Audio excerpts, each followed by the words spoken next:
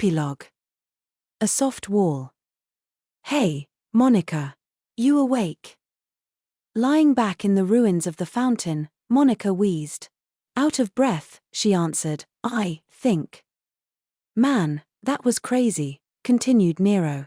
You've got basically no mana left, right? Yeah, I haven't used this much in a long time.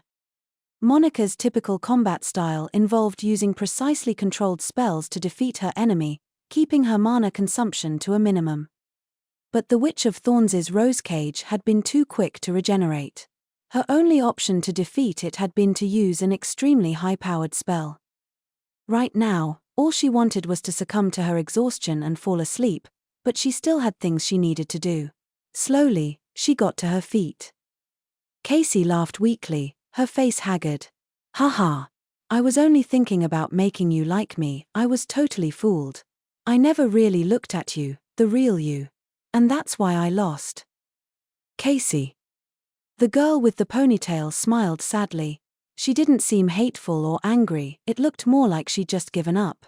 What's that look for? I'm a bad guy. I deceived you. She'd been kind to Monica to get close to Felix. And she'd succeeded, too.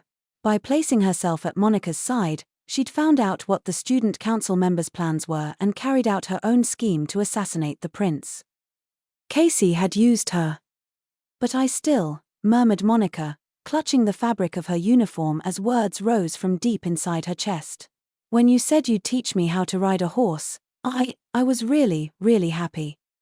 Even if everything Casey had said and done had been to take advantage of her, Monica still couldn't bring herself to hate the other girl. Not the girl who had put her fried fish between slices of bread and taken a big, hearty bite. Not the girl who had casually smoothed things over when Claudia and Lana started to fight. Not the girl who had unfolded that pretty handkerchief she'd embroidered with a bashful smile. Monica had liked her. Stop, Monica. Casey closed her eyes and slowly shook her head. I tried to kill the prince. I'm the worst of the worst. You have to hate me.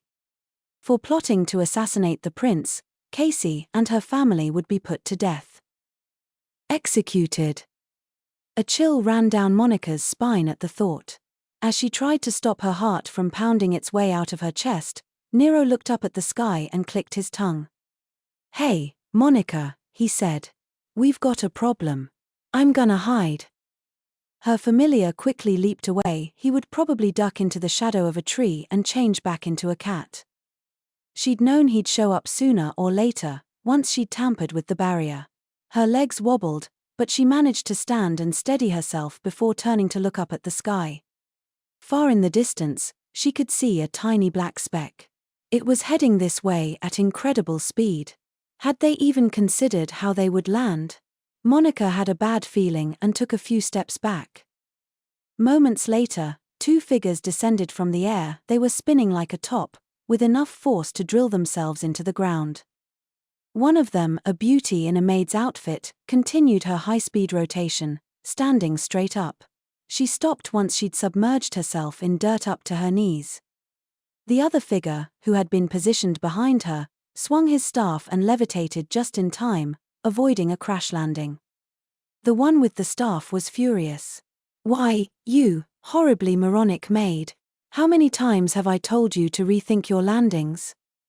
I have named this one the tornado kick, came the other's monotone voice.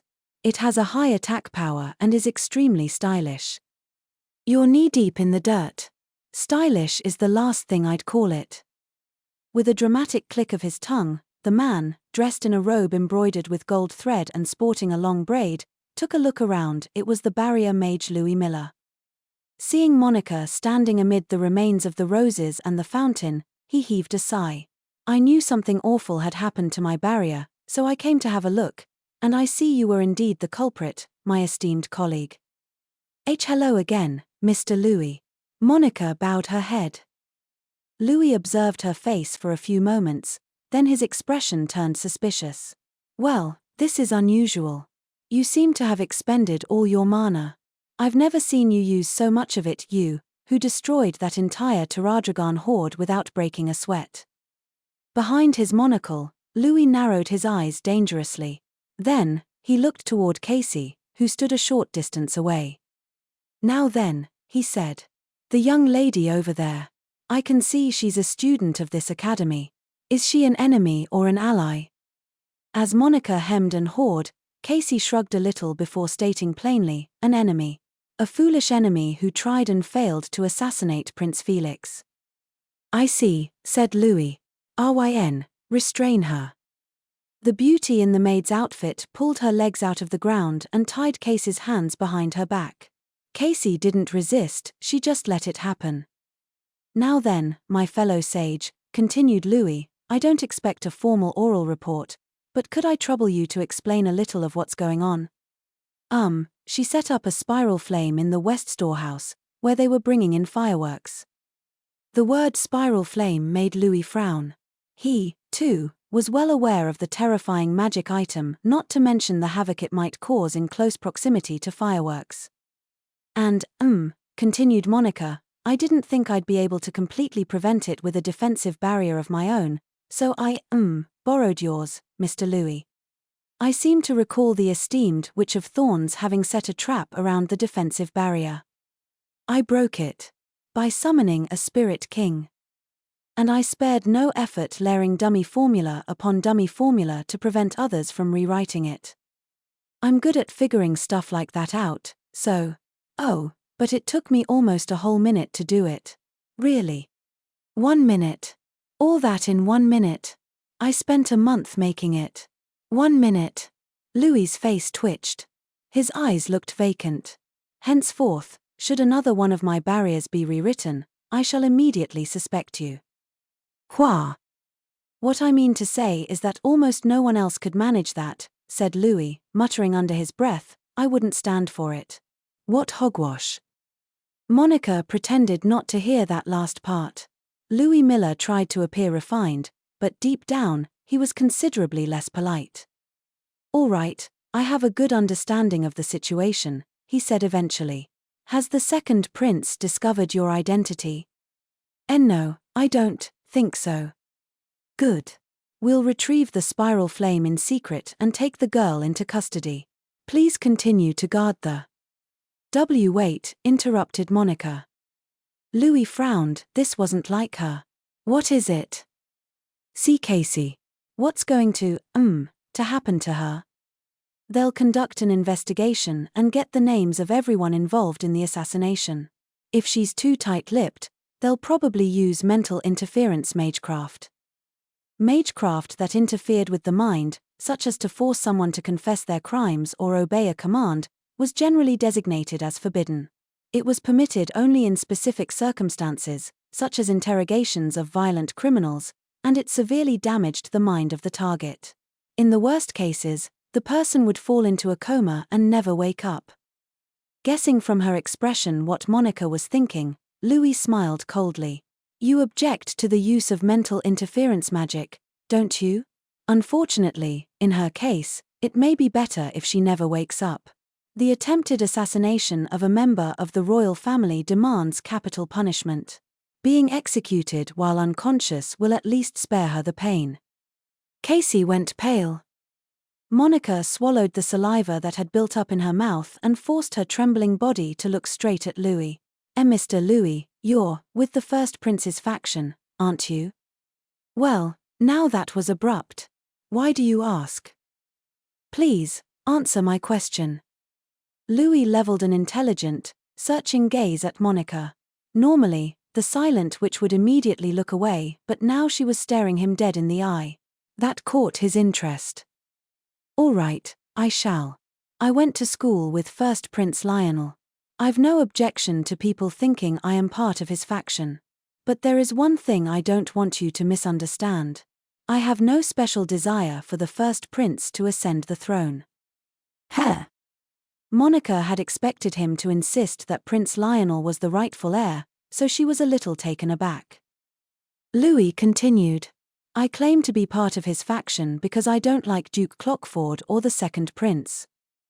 That reasoning was very like Louis, but it was true that he was friends with the first prince. Now that she was sure, Monica made her next play.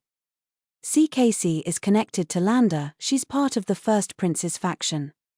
Louis's eyebrow twitched. Monica continued, wasting no time. If it was made public that a member of the First Prince's faction with ties to Lander plotted to assassinate the Second Prince, that would cause problems for the First Prince's faction, wouldn't it? If the truth got out, the First Prince's camp would be in a position of considerable disadvantage. Louis's lips curled, and he narrowed his eyes. I never thought the day would come when you, someone so disinterested in politics, would try to make such a deal with me. How truly cunning of you. Nobody knows of this attempted assassination, said Monica. Not even Prince Felix. The only ones who know are Casey and me. Are you telling me to pretend this incident never happened, then? She hadn't considered quite so convenient an outcome, but she wanted to prevent Casey from being executed at all costs. Seeing that Monica wouldn't back down, Louis gave her a little lecture. The First Prince's faction isn't monolithic. Frankly, both the First Prince and his mother have no interest in the throne. They prefer to keep things above board, they'd never go for an assassination, but that doesn't necessarily apply to everyone supporting him. Louis paused there, directing a chilly stare at Casey. That's why they have to purge any problem elements from their group, such as those who might stupidly attempt an assassination of the Second Prince. There should be a way to, handle things as secretly. Monica bit down hard on her lip and glared at Louis, tears in her eyes. At the same time, Louis's mind was racing with calculations. Using mental interference magecraft on Casey, forcing her to confess the name of the extremists, and then eliminating her and everyone else involved would be the safest option. But if he did that, he would likely lose Monica's cooperation in the future. The Silent Witch's powers were even greater than she herself realized. She was too valuable a resource to give up. Weighing his options, he made a proposal. If the girl confesses honestly to everything, I promise not to use mental interference magecraft. She'll be sent to a convent, never to appear again in elite society. That was the best Louis could do. Monica bowed deeply. Thank you, Mr. Louis. In exchange, I want your continued cooperation guarding the Second Prince. Yes, sir. Monica nodded without hesitation. She took him at his word without a doubt in her mind. That wasn't a good sign. One of the reasons he'd chosen Monica to guard the prince was because of how much she distrusted others. The Silent Witch feared other people. She trusted no one, and she opened her heart to no one. That was why he'd thought she'd make a good bodyguard. A trusting person made for a bad bodyguard. Don't you think you've grown a little soft? He said. Huh? Louis pointed a finger right at her forehead and peered into her face. You are Monica Everett, the Silent Witch, one of the 7 sages. Monica Norton, student of Serendia Academy, is a false identity. Monica gave a start. Pray never forget that fact, finished Louis. Why yes. Monica's gaze wandered as she nodded. Watching her, Louis couldn't help but feel uneasy. Thank goodness.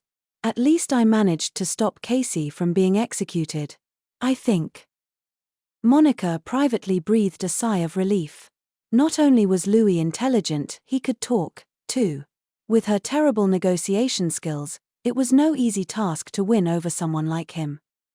But she'd been able to force him to compromise, a big victory as far as she was concerned. As Arwayen bound Casey, Louis gave her instructions. Arwayen, escort our esteemed noble to the nearby Magic Corps outpost. Give them my name, and they should provide her with a room. Understood, sir, replied Arwayen. What about you, Lord Louis? I need to do something about this misshapen barrier, he answered, gesturing with his chin at the collapsed fountain. Monica had borrowed the barrier and rewritten it to contain the spiral flame, so it was no longer capable of protecting the entire school. She knew he couldn't just leave it like that. And even if he could, the remnants of the fountain and tattered roses had left the place in a terrible state. She shrank in on herself, feeling guilty. Casey, her limbs bound, turned her way. Monica. Monica shook. She knew this would be her final farewell to Casey. Casey would never return to the academy.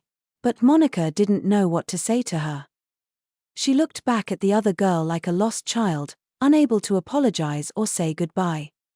Casey lowered her eyebrows and offered a troubled smile.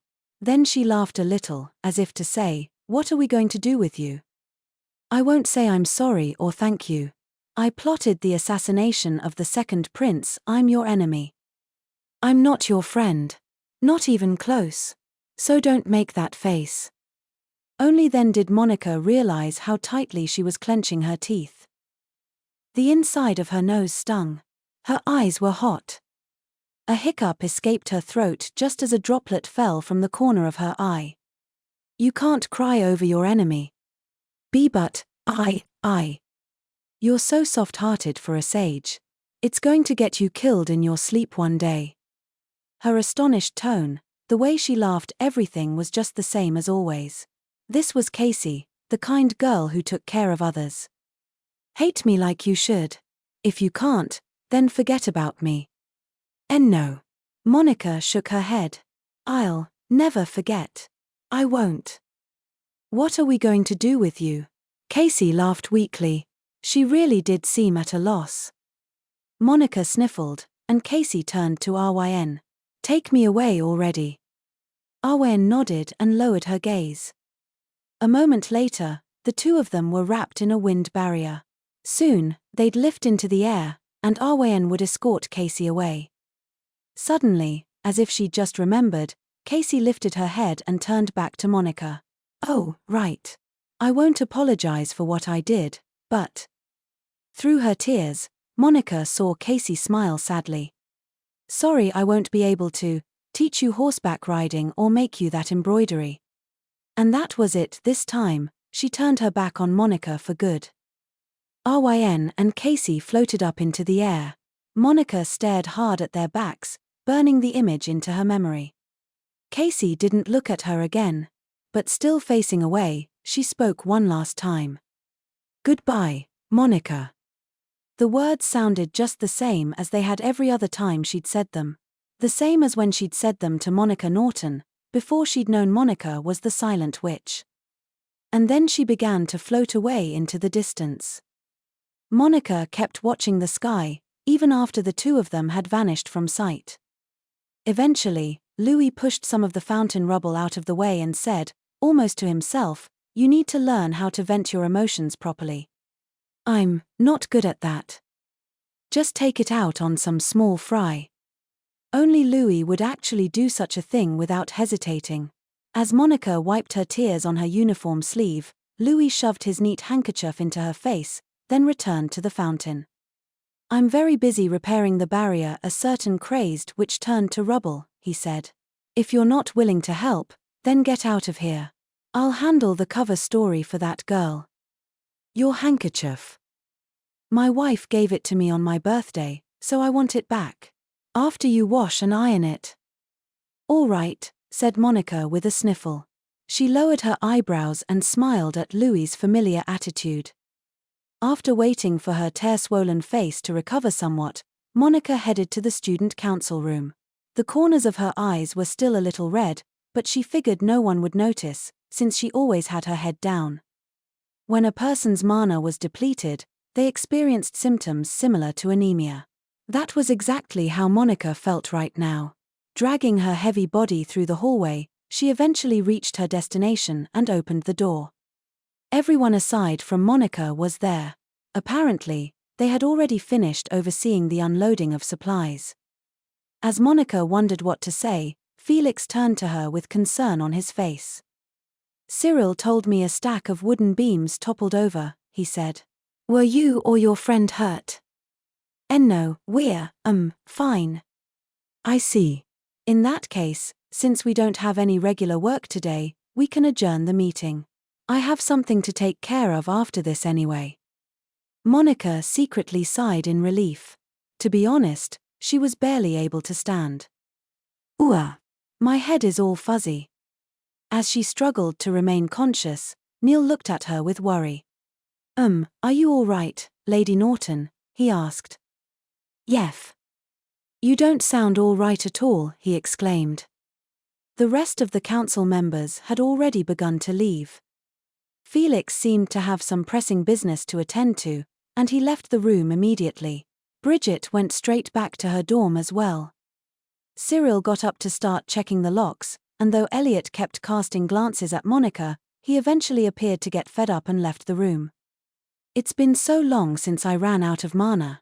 My senses are anyway, I should leave so I don't get in the way of Lord Cyril locking up. Her mind still fuzzy, Monica forced her heavy legs to move. As she did so, still looking down at the floor, her head bumped into something. For a wall, it was pretty soft. Hey! And now it was speaking in a low voice, too.